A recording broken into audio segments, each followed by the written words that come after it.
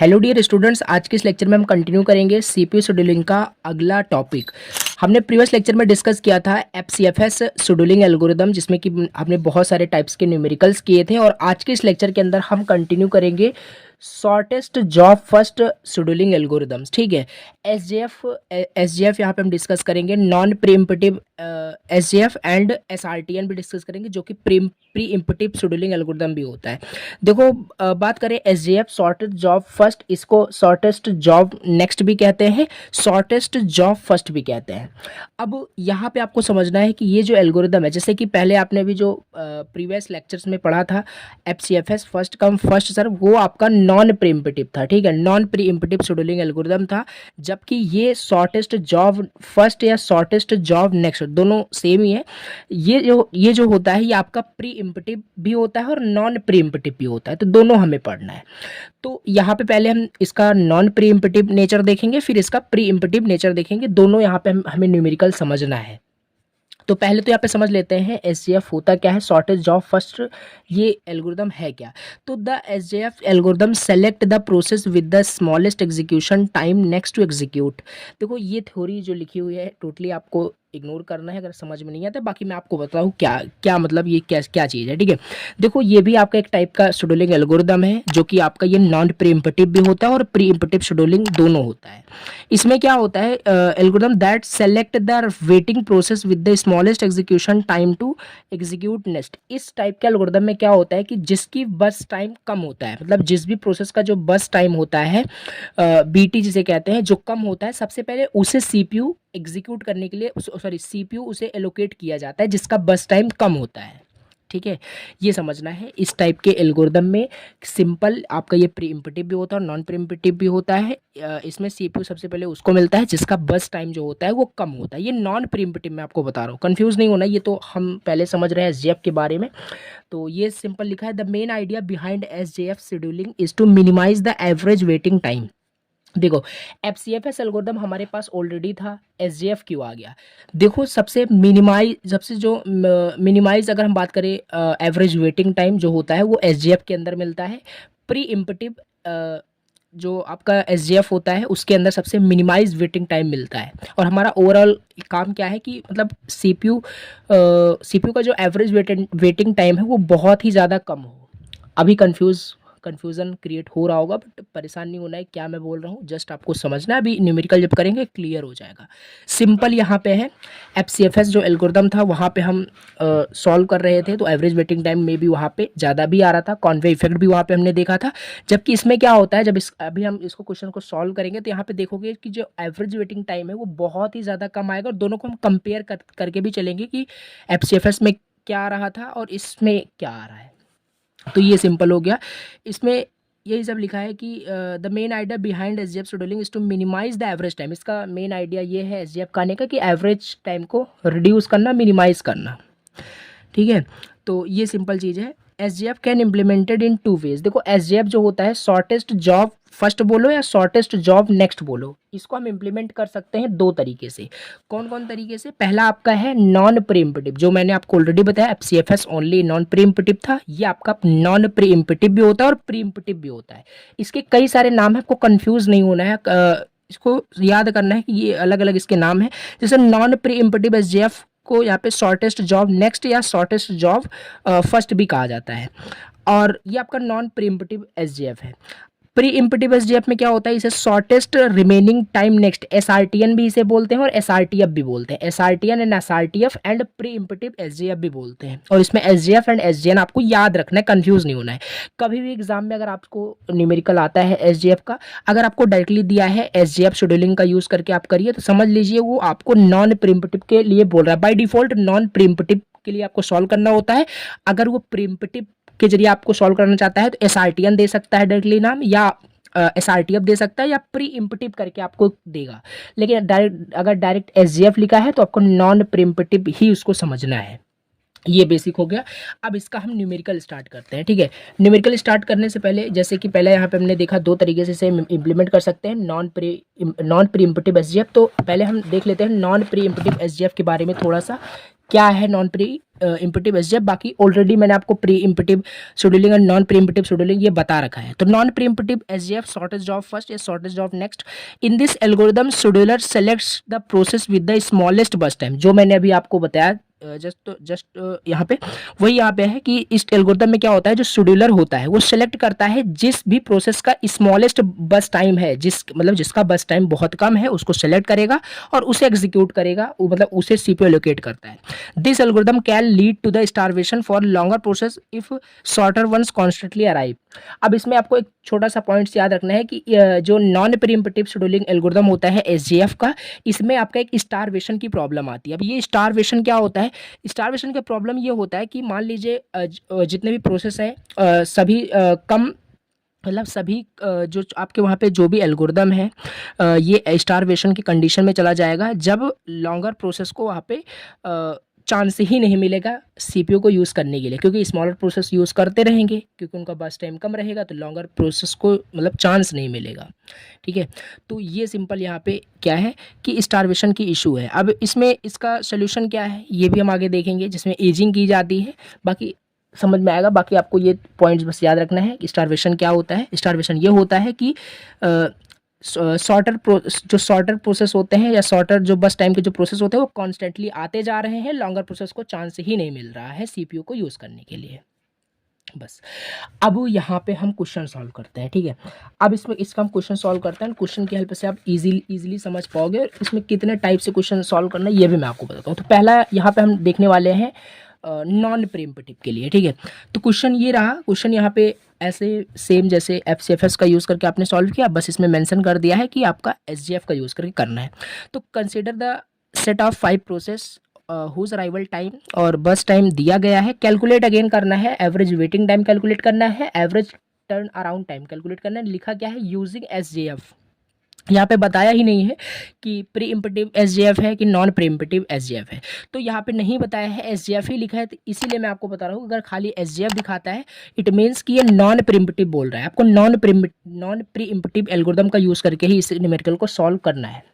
चलिए, इसको simple same steps होगा जो एफसीएफएस में हमने यूज़ किया था, सेम स्टेप्स होगा, बट थोड़ा सा इसमें डिफरेंट यहाँ पे गैंट चार्ट बनेगा। कैसे बनना है, सारा डिफरेंस गैंट चार्ट के अंदर ही आता है।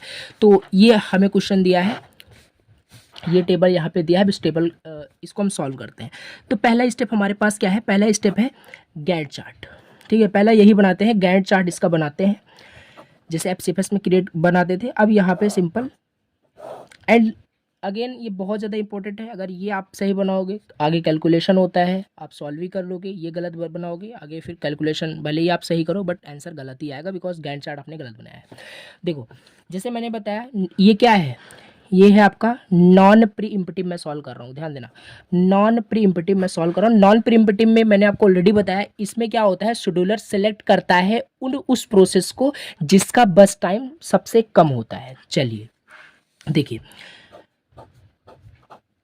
तो सबसे पहले अब यहाँ पे आपको देखो हमेशा जीरो से स्टार्ट करना पड़ता है, अराइवल टाइम जीरो से। अगर जीरो क्योंकि यहाँ पे अराइवल टाइम जीरो दिया हुआ है, तो यहाँ पे मैं जीरो पे देखता हूँ, जीरो पे कौन सा प्रोसेस आया है, जीरो पे आपका अराइवल टाइम देखो यहाँ पे P2 आ चुका है। ठीक है, अब P2 का भले ही यहाँ पे, अब ऐसा मत सोचना कि इसका बस टाइम देखो, इसमें बस टाइम आपका P1 है और P1 आप पहले एग्जीक्यूट कर दो, नहीं, क्योंकि आया पहले कौन है, पहले ये देखो आया पहले कौन है, P2 आपका पहले आया है, तो पहले आपका P2 एग्जीक्यूट होगा। ठीक है, तो P2 को हमने यहाँ पे CPU दे दिया। अब P2 को कितना मतलब यहाँ पे बस टाइम की रिक्वायरमेंट है, मतलब यूज़ करने के लिए यहाँ पे कितने टाइम यूनिट उसको चाहिए, P2 को यहाँ पे 4 टाइम यूनिट चाहिए, तो 4 टाइम यहाँ पे कंप्लीट चला देना है, सिंपल। ठीक है, ये तो एफसीएफएस में हम करते थे। अब यहाँ से हमारा स्टार्ट होता है, पहला हमारा हो गया। अब इसके बाद 4 यूनिट टाइम पे आपका कौन कौन सा प्रोसेस आ चुका है, 4 यूनिट टाइम पे आपका कौन कौन सा प्रोसेस आ गया है, आपका P3 भी आ गया है, और ये तो हमने यहाँ पे लिख ही दिया है, P3 आ गया है और P4 भी आ गया है, और P1 भी आ गया है और P3 भी आ गया है और P4 भी आ गया है और P5 भी आ गया है।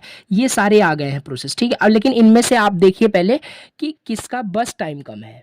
ठीक है, किसका बस टाइम कम है, तो इसमें बस टाइम सबसे आपका 1 यानी P1 का कम है, तो P1 यहाँ पे मैं लिख देता हूँ। और P1 को कितना रिक्वायरमेंट है, 1 रिक्वायरमेंट है, 1 + 4 आपका 5 हो जाएगा। कन्फ्यूज़न क्रिएट मत करना, फिर से समझो, 5 हो गया। 5 पे देखो सारे आपके मतलब अराइव हो चुके हैं, अराइव हो चुके हैं, बट इनमें से देखिए सारे अराइव हो चुके हैं, ठीक है, सारे अराइव हो चुके हैं, तो इनका सबसे बस टाइम किसका कम है ये देखो, ये तो हो ही चुका है, ठीक है, अ, ठीक है, एंड ये भी हो चुका है, जो जो हो गया उसको आप टिक कर दिया। अब इसमें देखिए सबसे कम किसका है, इसमें आपका 2 है, and 2 means P3, process P3, process P3 को कितना रिक्वायरमेंट है 2 यूनिट टाइम के लिए, तो 2 + 5 आपका 7 हो जाएगा। अब 7 में अगेन सारे अराइव हैं, तो इसमें इसको भी आप टिक कर दीजिए। अब इसमें आपका ये वाला मतलब बस टाइम इसका कम है, तो फिर P5 को एग्जीक्यूट कर दिया, एंड 7 एंड P5 को 3 यूनिट टाइम चाहिए, तो 7 + 3 10 हो जाएगा। ये हो गया। लास्ट में आपका जब यही बचा है तो ये सिंपल आपका P4 हो जाएगा, एंड इसको 6 यूनिट टाइम चाहिए तो 16 हो जाएगा। अगेन इसे क्या करना है, अगेन आपको वेरीफाई भी करना होता है कि आप मतलब गलत है आपका गैंट चार्ट की सही है, तो वेरीफाई कर लेते हैं, मे भी गलत भी हो सकता है, लाइव में कर रहा हूँ। तो देखो सिंपल 4 + 1 5 एंड 7 एंड 10 एंड 16 तो करेक्ट है, यानी आपका गैंट चार्ट जो बना है एकदम सही बना हुआ है। एक बार वेरीफाई भी कर लेते हैं, तो यहाँ पे इस तरीके से देख सकते हो गैंट चार्ट जो बना हुआ है सही बना हुआ है। अब इसका सिंपल हम टेबल बनाएंगे, जैसे कि मेन इंपॉर्टेंट यही होता है, मोस्ट इंपॉर्टेंट यही होता है बनाना अच्छे से।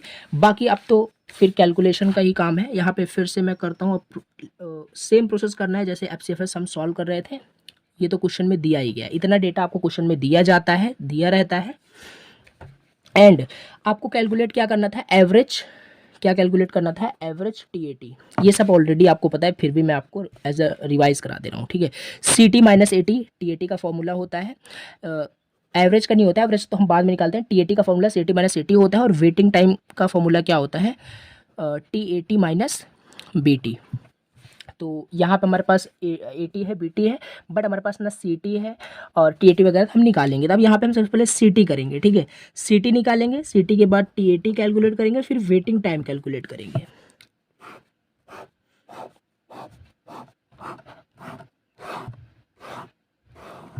सिंपल, ठीक है।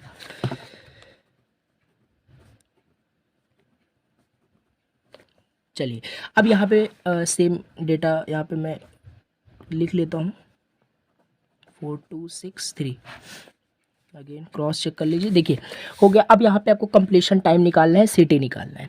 अब सिंपल सेम प्रोसेस वही होगा, गैंट चार्ट में डिफरेंस आया था, बाकी सारी चीज़ें सारे स्टेप सेम है। अब यहाँ पे कंप्लीशन टाइम कैसे निकलेगा, P1 का कंप्लीशन टाइम 5 है, 5 लिख दीजिए। P2 का कंप्लीशन टाइम क्या है, 4 है, 4 लिख दीजिए। P3 का क्या है, 7 है, 7 लिख दीजिए। P4 का क्या है, 16 है, एंड P5 का क्या है, 10 है। निकल गया, CT आपका निकल गया। आप TAT निकाल लोगे, TAT का फॉर्मूला क्या होता है, CT - AT, CT - AT 5 - 3 2 and 4 and 3 and 16 and 8, ठीक है। एंड वेटिंग टाइम निकालने का फॉर्मूला TAT - BT, तो TAT - BT 2 - 1 1 4 - 4 0 3 - 2 1 एंड 10 एंड यहाँ पे आ जाएगा 5, ठीक है। तो ये आपने टेबल की हेल्प से TAT कैलकुलेट कर लिया, वेटिंग टाइम कैलकुलेट कर लिया, और यहाँ से अब एवरेज आप निकाल ही लोगे, ठीक है। एवरेज वेटिंग टाइम या एवरेज टर्न अराउंड टाइम आप कैलकुलेट कर लोगे। 16 + 8 डिवाइड में 5 कर देना। अब इसको ऐड करके डिवाइड कर देना है 5 से, जो आपका आंसर आएगा वो आपका फाइनल आंसर हो जाएगा, एवरेज TAT। ना इसी तरीके से एवरेज वेटिंग टाइम 1 + 0 + 1 + 10 + 5 डिवाइड में 5 कर देना, जो भी आंसर आएगा वो आपका फाइनल आंसर हो जाएगा एवरेज वेटिंग टाइम का, ठीक है। तो ये अभी जो आपने ये क्वेश्चन देखा है, ये पर्टिकुलर आपका नॉन प्रीइम्पटिव SJF का था। नॉन प्रीइम्पटिव SJF बोल लीजिए, नॉन प्रीइम्पटिव SJN बोल लीजिए, दोनों सेम ही है, ठीक है। और यहाँ पे मेंशन अगर हो जाता कि प्रीइम्पटिव का यूज़ करके करना है, तो इसको प्रीइम्पटिव से करते। अब यहाँ पे एक बार चेक कर लेते हैं, सेम डेटा है, हाँ आंसर ठीक है, बाकी उसे आप डिवाइड करोगे तो आंसर आपका सेम आ जाएगा। ये हो गया आपका क्या है, नॉन प्रीइम्पटिव SJF के लिए। इसी तरीके से आप जो है कोई भी क्वेश्चन नॉन प्रीइम्पटिव का SJF का कर सकते हैं। अब यहाँ पे हम चलिए देखते हैं जो कि मोस्ट इंपॉर्टेंट है आपका प्रीइम्पटिव SJF, या इसी को SRTN बोलते हैं, या इसी को SRTN बोलते हैं, या SRT अब इसे बोलते हैं। अब देखो मैं आपको एक आपको पॉइंट्स बताता हूँ कि क्या है। जैसे कि ये क्वेश्चन अभी हमने जो सॉल्व किया, ये क्या है, नॉन प्रीइम्पटिव का था, ठीक है। नॉन प्रीइम्पटिव में यहाँ पे मैं यहाँ पे आंसर आपको लिख के बता दूँ क्या आ रहा है। इसमें 3.4 आ रहा है, और इसमें आपका 6.6 आ रहा है, ठीक है। इसे आप कैलकुलेट कर लेना। तो ये हो गया। अब यहाँ पे क्या होता है, इसमें मैं थोड़ा सा आपको इंपॉर्टेंट पॉइंट्स बताता हूँ। जैसे कि अभी मान लीजिए यहीं पे आपको अगर दे देता कि एवरेज रिस्पॉन्स टाइम कैलकुलेट करिए, जैसे हमने एप्सिफेस में किया था, सेम करना है, टेबल बनाते कैलकुलेट करते हो जाता। बट यहाँ पे एक छोटा सा पॉइंट याद रखना है कि non preemptive scheduling algorithm में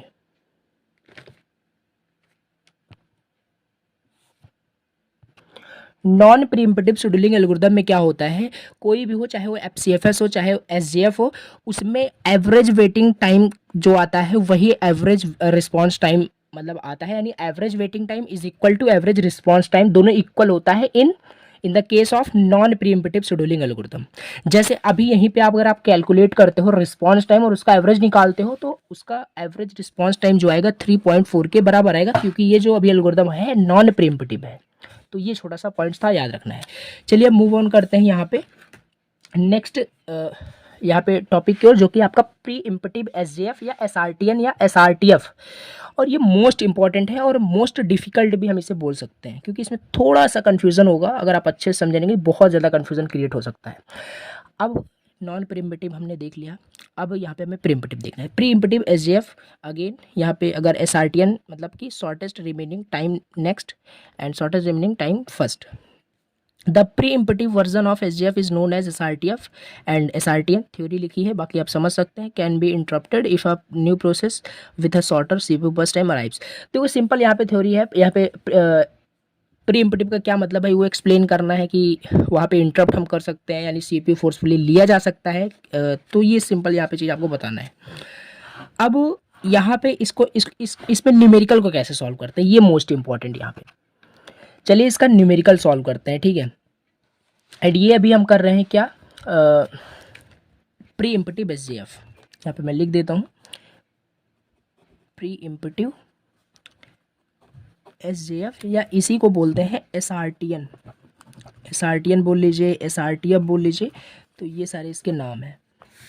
और क्वेश्चन में कभी भी अगर आपका ये क्वेश्चन आता है प्री इम्पटिव का, तो उसमें मेंशन रहेगा। मेंशन नहीं रहता है तो जैसे मैंने आपको बताया, वो आपको नॉन प्री इम्पटिव मेथड वाला ही यूज़ करना है। तो जैसे इसमें दिया है, क्या क्वेश्चन दिया है, फॉलोइंग प्री इम्पटिव एसजीएफ दे दिया है, देख यहाँ पे कि प्री इम्पटिव एसजीएफ का यूज़ करके करना है। कंसीडर द फॉलोइंग 4 प्रोसेस, ये टेबल दिया है, इसमें अगेन क्या करना है, कैलकुलेट करना है average waiting time using preemptive SJF and compare करना है इसे नॉन प्री इम्पटिव के साथ। देखिए इसको पहले आप प्री इम्पटिव एसजीएफ का यूज़ करके सारा कैलकुलेट करना, average waiting time, average turn around time calculate करना है, उसको फिर नॉन प्रीइम्पटिव के साथ कैलकुलेट करके सब निकालना और कंपेयर करना और बताना है कि किस में कम आ रहा है। मैं आपको पहले ही बता दूं कि जब आप कंपेयर करोगे तो प्री इम्पटिव यानी प्री इम्पटिव जो एसजीएफ का जो एवरेज वेटिंग टाइम या एवरेज टर्न अराउंड टाइम आता है, वो as compared to non preemptive कम आता है, क्योंकि ये इफिशियंट होता है। प्री इम्पटिव बेस्ट होता है, आप ये बोल सकते हो। तो प्री इम्पटिव का हमेशा कम आएगा, ये होता है। अब इसे हम सॉल्व करते हैं, देन अच्छे से समझ में आएगा। तो यहाँ पे देखिए पहला स्टेप अगेन क्या है, स्टेप को यहाँ पे लिखने से पहले मैं क्वेश्चन नोट कर लेता हूँ, ये थोड़ा सा डिफरेंट है और इसे करना पड़ेगा, ठीक है।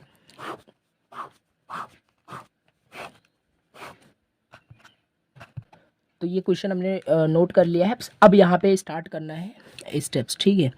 देखिए स्टेप 1 में पहला गैंट चार्ट, यानी इसमें भी गैंट चार्ट बनाना होता है सेम। अब यहाँ से फिर से देखिए, इसमें बहुत ही ध्यान से गैंट चार्ट बनाना है, बिकॉज बहुत ही मतलब डिफ़िकल्ट बोल सकते हैं हम इसे, ठीक है, क्योंकि इसमें पर यूनिट टाइम के लिए चलाना पड़ता है, फिर माइनस करना पड़ता है, फिर से करना पड़ता है। तो कंफ्यूज मत होना, बट जो बता रहा हूँ उसको अच्छे समझना है। देखिए ठीक है, अब यहाँ पे अगेन क्या करना है, सबसे पहला काम क्या होता था कि गैंट चार्ट बनाते ही सबसे पहले अराइवल टाइम देखो, 0 पे कोई अगर आ रहा होगा तो ठीक है, तो 0 पे यहाँ पे आ रहा है, तो 0 पे P1 आ रहा है, P1 कर दीजिए, 0 कर दीजिए, ठीक है। और इसे आप क्या करोगे, यहाँ पे देखिए, अब यहाँ पे आप क्या करोगे, अगर यहाँ पे आप पूरे 8 के लिए चला दिए तो आपका पूरा गलत हो जाएगा, क्योंकि ये क्या है, प्री इम्पटिव एसजीएफ है, प्री इम्पटिव एसजीएफ है। अब यहीं पे आपको पॉइंट्स यही समझना है कि आपने P1 पे 0 के लिए P1 चला दिया, ठीक है। अब यहाँ पे पूरा नहीं चलाओगे, क्योंकि देखिए 0 पे आपने चलाया, अब यहाँ पे पर यूनिट टाइम के लिए चलाया जाता है, पर यूनिट टाइम के लिए चलाया जाता है, क्योंकि यहाँ पे देखिए 0 पे आपने P1 को मतलब असाइन किया, मतलब जो P1 प्रोसेस है वो अराइवल मतलब 0 टाइम पे वो आया, ठीक है, आ गया है। अब P2 मतलब P2 जो है वो 1 पे आ रहा है, P2 जो है वो 1 यूनिट टाइम पे आ रहा है, यानी 0 से 1 के बीच में कोई डिफरेंस नहीं है, यानी 1 पे, यानी आप 1 यूनिट टाइम के लिए आप इसे चलाओगे, इसे आप पूरे के लिए नहीं चलाओगे, 8 के लिए नहीं चलाओगे, क्योंकि ये 1 पे 8 के लिए चला दोगे तो सारा यहाँ पे आपका अराइवल टाइम के अंदर आ जाए, पूरा नहीं चलाया जाता। यही मेथड है यहाँ पे प्री इम्पटिव एसजीएफ का, पर यूनिट टाइम के लिए चलाया जाता है। अराइवल टाइम यहाँ पे 0 है तो P1 आया। अब इसके जस्ट बाद P2 भी आ रहा है, 1 यूनिट टाइम पे P2 भी आ रहा है, तो आप 1 यूनिट टाइम के लिए यहाँ पे आप चलाओगे, यहाँ पे 1 कर दोगे, ठीक है। अब 1 कर दिया आपने, अब यहाँ पे 1 आपने चला दिया, तो यहाँ पे P1 के लिए आप कर रहे थे तो 8 - 1 आपको करना पड़ेगा, 7 करना पड़ेगा ना, 8 ना हो करके अब ये 7 हो चुका है, ठीक है, 7 हो चुका है। अब यहाँ पे क्या करना है, 7 आपने कर दिया, 7 करने के बाद अब यहाँ पे आपको देखना है, अब यहाँ पे आपको देखना है इसमें सबसे बस टाइम सबसे मतलब किसका कम है, बस टाइम सबसे ज़्यादा किसका कम है। जैसे कि यहाँ पे देखिए P2 के लिए आपने चलाया था, क्योंकि P2 जो है यहाँ पे देखिए, अब यहाँ पे बस टाइम सबसे पहले देखिए, बस टाइम इसमें किसका कम है, आपका P2 का कम है, तो P2 यहाँ पे हमने कर दिया। और P2 को कितना रिक्वायरमेंट है, P2 को मतलब कंप्लीट होने के लिए 4 यूनिट टाइम मतलब उसको चाहिए, ठीक है। बट अगेन यहाँ पे प्री इम्पटिव शेड्यूलिंग है, तो यहाँ पे पर यूनिट टाइम के लिए चलेगा, क्योंकि एक तो आपका हो गया, एक के बाद आपका P3 भी आने वाला है, P3 भी आपका आने वाला है। इट मीन्स यहाँ पे P2 के बाद आपका फिर से 1 यूनिट टाइम के लिए चलेगा तो 2 हो जाएगा, और 2 पे आपका P3 भी आ चुका है, P3 भी आपका आ चुका है। देखिए इसमें कंफ्यूज नहीं होना है, पहले मैंने क्या किया फिर से मैं आपको बताता हूँ। देखो अराइवल टाइम आपने 0 देखा, 0 पे आपका P1 आ गया था, तो P1 हमने कर दिया। पर यूनिट टाइम के लिए चलाते हैं, बस इतना याद रखना, 0 पे आपका ये आया था, इसके जस्ट बाद आपका P2 भी आ रहा है, तो इसीलिए हमने 1 के लिए चलाया। यहाँ पे डिफरेंस देख लेना, 1 का है तो 1 के लिए हमने चलाया, यहाँ पे 1 कर दिया, ठीक है। 1 करते ही जिसके लिए आपने चलाया था P1 के लिए, तो इसमें आपको माइनस करना पड़ेगा जितने के लिए आपने चलाया था, 1 के लिए चलाया था, तो 8 - 1 7 हो गया, ठीक है। चलिए अब इसके बाद क्या हो गया, यहाँ पे 7 हो गया, और इसमें हमने मतलब एसजीएफ के अंदर पहले ही हमने पढ़ा है कि इसमें जिसका बस टाइम कम होता है हम उसे सेलेक्ट करते हैं, हम उसे वहाँ पे चूज़ करते हैं सीपीयू को यूज़ करने के लिए।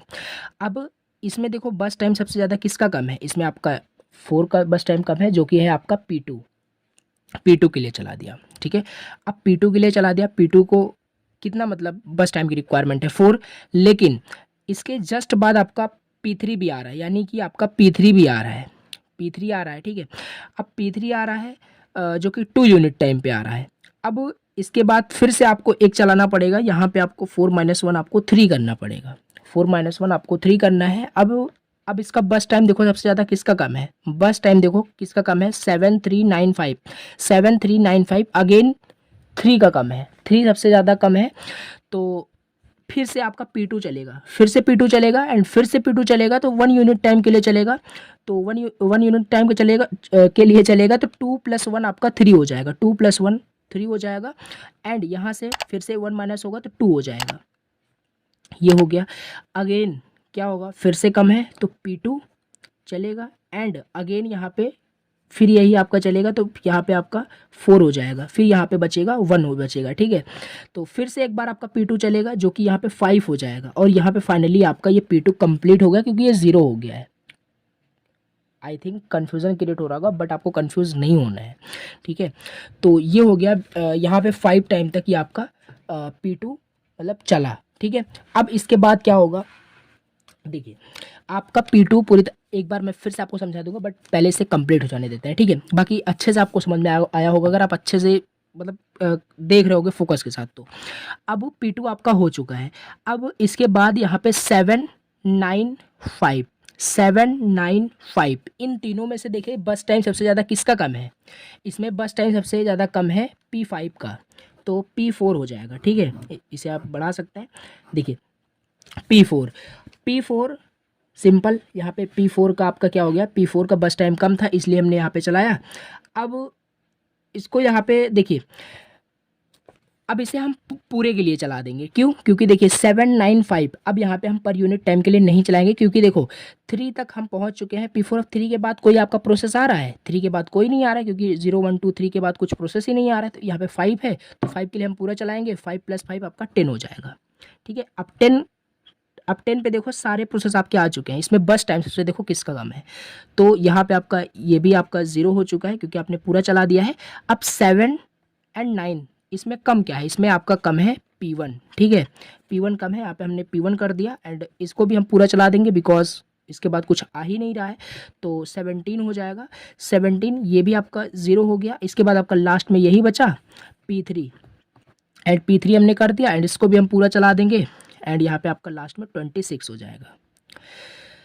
अब एक बार हम थोड़ा सा कैलकुलेट करते हैं, यहाँ पे क्या था आपका 8 था, 4 था, 9 था एंड 5 था। 8 + 4 आपका 12 हो जाएगा एंड 21 एंड 26, तो इसको कैलकुलेट करने पर 26 आ रहा है, 26 मेरा यहाँ पे आ भी गया है। तो इसका मतलब ये गैंट चार्ट जो बना है बिल्कुल सही बना है। तो इस तरीके से आपको बनाना होता है, थोड़ा सा कन्फ्यूज़न क्रिएट हो रहा होगा, तो अभी एक क्वेश्चन हम जब और करेंगे तो अच्छे से समझ में आ जाएगा, ठीक है। तो ये गैंट चार्ट बन गया। आप गैंट चार्ट बनने के बाद सिमिलर कुछ नहीं करना है, अब फिर से आपको यहाँ पे लिखना है, प्रोसेस लिखना है, अराइवल टाइम लिखना है, BT लिखना है और CT यानी कंप्लीशन टाइम TAT, और यहाँ पे वेटिंग टाइम। यहाँ पे सिंपल अब आपको डेटा कैलकुलेट करना है, इतना तो आपको आपके क्वेश्चन में दिया ही गया था। यहाँ पे मैं CT TAT एंड WT निकालना है, यानी वेटिंग टाइम, टर्न अराउंड और कंप्लीशन टाइम। तो टर्न अराउंड टाइम निकालने के लिए कंप्लीशन टाइम होना जरूरी है, ठीक है, फॉर्मूला आपको ऑलरेडी पता है, CT - AT होता है। तो यहाँ पे कंप्लीशन टाइम कैसे निकलेगा, P1 का कंप्लीशन टाइम क्या है, P1 का कंप्लीशन टाइम यहाँ पे डायरेक्टली आप 1 मत लिख देना क्योंकि P1 लास्ट में देखो कहाँ पे है। P1 यहाँ पे आप चेक करिए, P1 आपका 17 मतलब इसका कंप्लीशन टाइम है तो 17 हो जाएगा। P2 का कंप्लीशन टाइम क्या है, P2 को तो यहाँ पे स्टार्ट हो रहा है 2 आप कर दोगे, नहीं, P2 आप लास्ट तक जाइए, यहाँ पे आपका P2 5 है, ठीक है, तो P2 5 कंप्लीशन टाइम हो जाएगा। P3 का चेक कर लीजिए, इसलिए P3 का आपका 26 हो जाएगा। P4 का चेक कर लीजिए, P4 का आपका 10 हो जाएगा।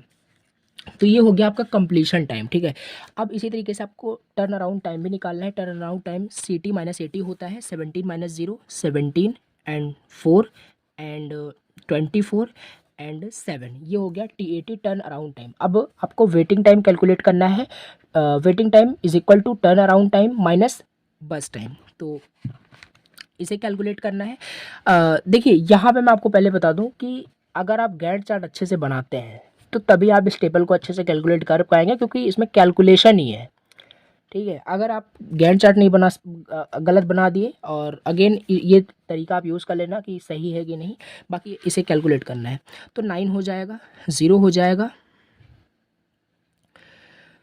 15 एंड 2, ठीक है। तो ये सिंपल हो गया, यहाँ पे आपका कैलकुलेट हो गया वेटिंग टाइम। अब सिंपल यहाँ पे एवरेज निकालना था, तो एवरेज TAT कैसे निकालते हैं, इस सबको ऐड कर दो, डिवाइड कर दो 4 से, और जब डिवाइड करोगे तो इसमें आपका आंसर आएगा 13, आपका आंसर आएगा। और एवरेज वेटिंग टाइम की बात करें, एवरेज वेटिंग टाइम जब इसको ऐड करोगे, डिवाइड कर दोगे 4 से, ये सब आपने करना सीख ही लिया है, और इसमें आपका आंसर आएगा 6.25 करके आपका आंसर आएगा, ठीक है। दोनों का आंसर यहाँ पे मैं बता रहा हूँ। अब देखो यहाँ पे क्वेश्चन में आपको ये दिया था कि आपको इसको प्री इम्पटिव SGF को यूज़ करके सॉल्व करना है, निकालना है, और इसे कंपेयर फिर करना है नॉन प्री इम्पटिव के साथ। तो ये हमने अभी क्या किया, प्री इम्पटिव SGF का यूज़ करके इसको सॉल्व किया है, जिसमें पर यूनिट टाइम के लिए कुछ ना कुछ हमने यहाँ पे चलाया और गैंट चार्ट बना के हमने सॉल्व किया और हमारे पास ये रिजल्ट आया है। अब इसी में हम क्या करेंगे, इसी क्वेश्चन को हम नॉन प्रीएम्प्टिव के साथ करेंगे, और नॉन प्रीएम्प्टिव बहुत इजी होता है, उतना मतलब डिफिकल्ट नहीं होता जितना ये अभी आपको लग रहा होगा। अब नॉन प्रीएम्प्टिव चलिए सॉल्व करते हैं और दोनों को ऑब्जर्व करते हैं। आप देखो कि इसका जो रिजल्ट आया है ये सबसे मिनिमाइज आया है, सबसे कम यही आया है, ठीक है। नॉन प्रीएम्प्टिव करोगे तो इससे ज़्यादा ही आएगा, तो करके चलिए देख लेते हैं। ना यहाँ पे हमने क्वेश्चन को नोट डाउन कर लिया है, नॉन प्रीएम्प्टिव SGF का यूज़ करते हैं। इसमें कुछ नहीं है, डायरेक्टली फिर से वही आपको करना है। पहला स्टेप क्या है, पहला स्टेप आपका है गैंट चार्ट, ठीक है। हर क्वेश्चन में ये ऐसे ही आपको करना है। अगेन इसे जल्दी से सॉल्व कर लेते हैं because this is very easy. ये हो गया। अब इसमें क्या होता है, नॉन प्रीएम्प्टिव का जिसका बस टाइम कम होगा उसी को सिलेक्ट किया जाएगा, लेकिन पहले अराइवल टाइम चेक किया जाता है, जैसे कि सभी क्वेश्चन में करते हैं। 0 पे P1 आया है तो P1 के लिए हम 0 चला देंगे एंड ये आपका पूरा चल जाएगा। यूनिट के लिए यहाँ पे नहीं होता, यहाँ पे पूरा चल जाएगा, तो यहाँ पे आपका 8 चल गया, ठीक है। अब क्या होगा, ये हो गया। अब 8 में आपका सारे प्रोसेस आ चुके हैं, अराइव हो चुके हैं। 8 में आप देखिए इसमें सबसे बस टाइम किसका कम है, आपका P2 का कम है, P2 का कम है, एंड P2 को 4 बस टाइम की रिक्वायरमेंट है, 4 यूनिट बस टाइम की रिक्वायरमेंट है, 8 + 4 12 हो जाएगा, ठीक है। एंड फिर से अगेन सारे रेडी स्टेट में है, यानी अराइव हो चुके हैं। इसमें फिर आपका ये हो गया, ये हो गया, नाउ P4 का टर्न आएगा एंड 17 हो जाएगा एंड लास्ट में आपका P3 चलेगा जो कि आपका हो जाएगा 26 हो जाएगा। इसको जब ऐड करोगे तो 26 आता है। इट मीन्स आपका ये गैंट चार्ट जो बना है करेक्ट है। अब इसमें क्या करना है, आपको फिर से यहाँ पे टेबल बनानी है, सारे टेबल को बनाना है जिस तरीके से आपने अभी जस्ट सॉल्व किया। टेबल बनाने के बाद फिर से आप एवरेज वेटिंग टाइम और average turn around time calculate करना और कंपेयर करना है। तो इसको चलिए जल्दी से डेटा को मैं लिख लेता हूँ। देखिए अगेन यहाँ पे हम जल्दी जल्दी कर लेते हैं, सिटी निकालते हैं। कंप्लीशन टाइम P1 का क्या है 8 है, यहाँ पे देख सकते हो। P2 का कंप्लीशन टाइम 12 है, P3 का कंप्लीशन टाइम 26 है, P4 का कंप्लीशन टाइम क्या है 17 है।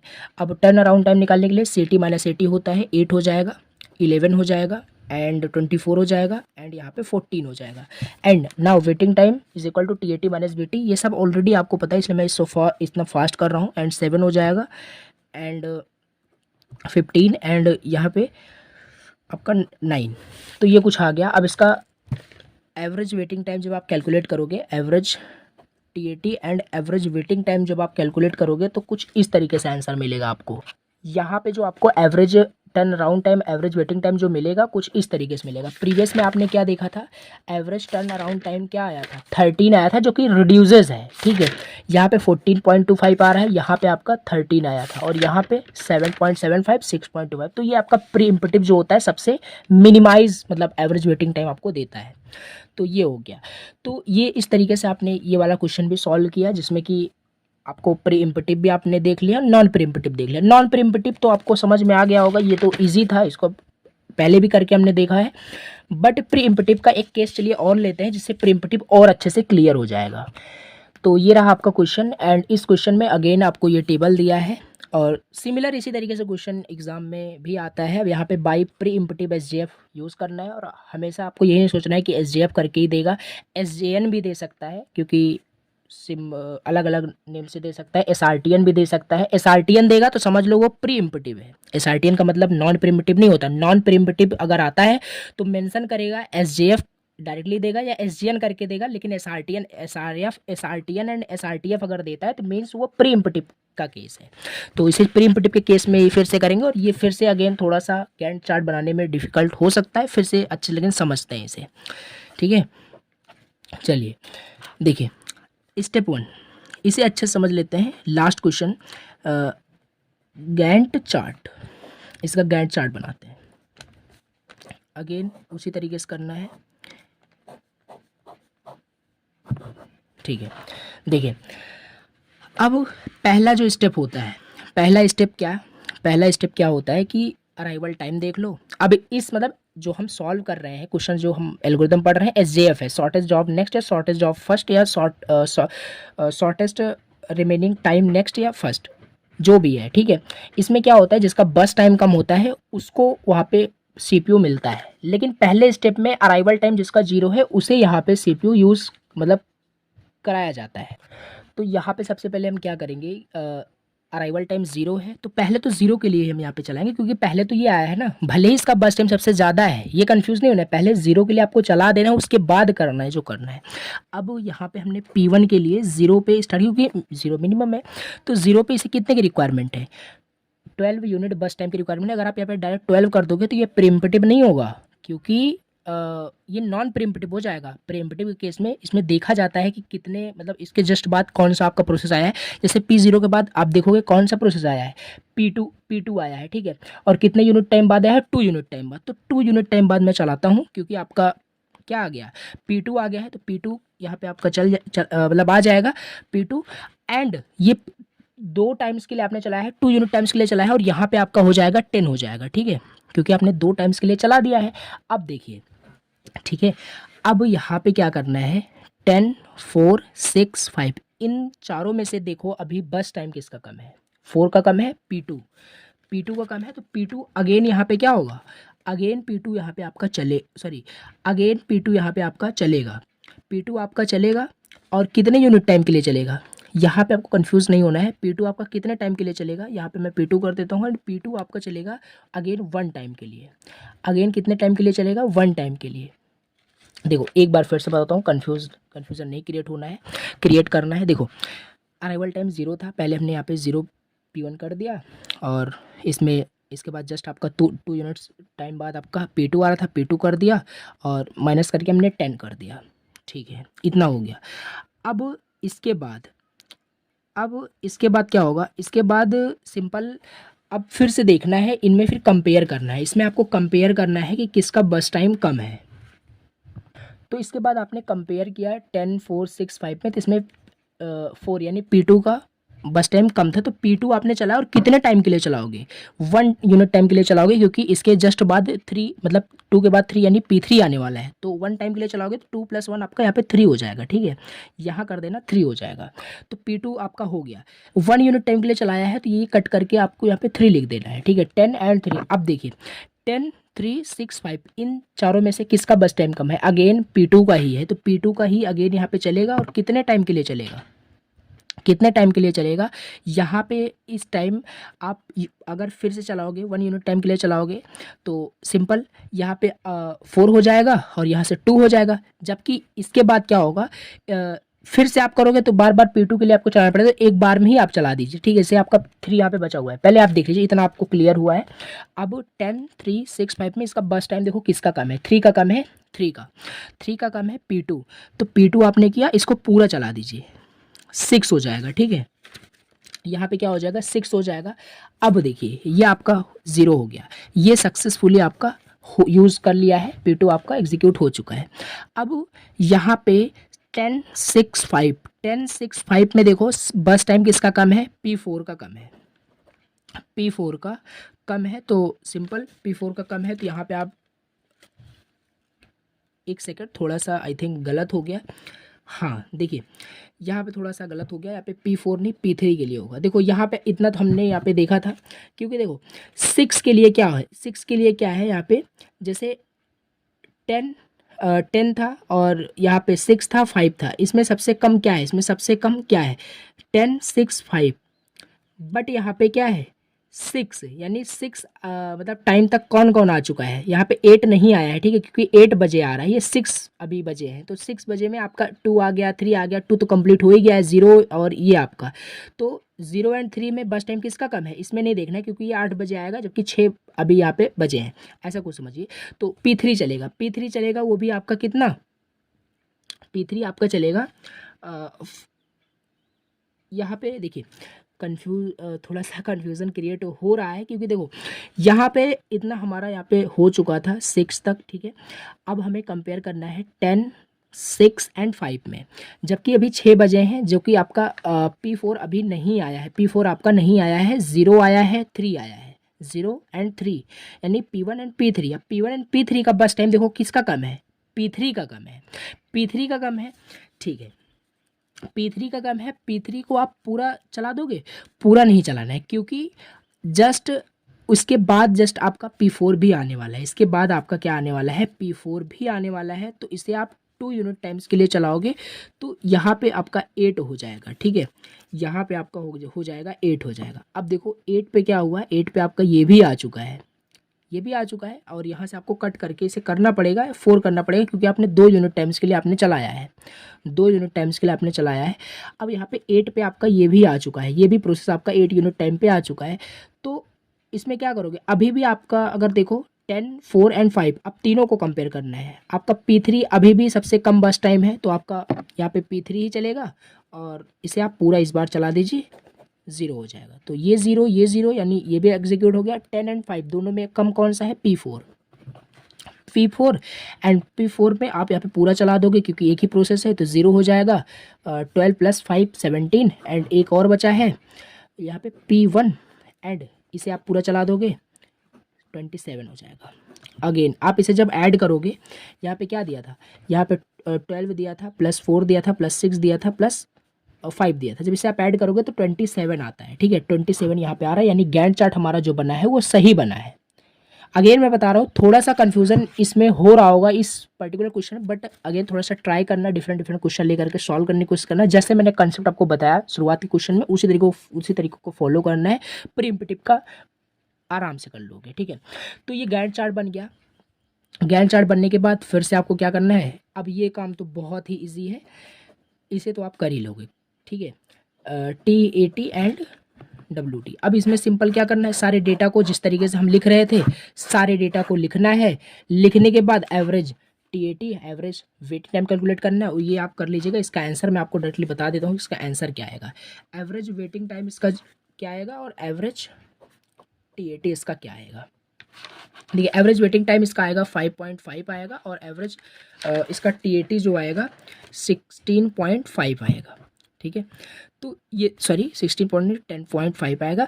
तो ये इसका आंसर है, आप इसे देख लेना सॉल्व करके।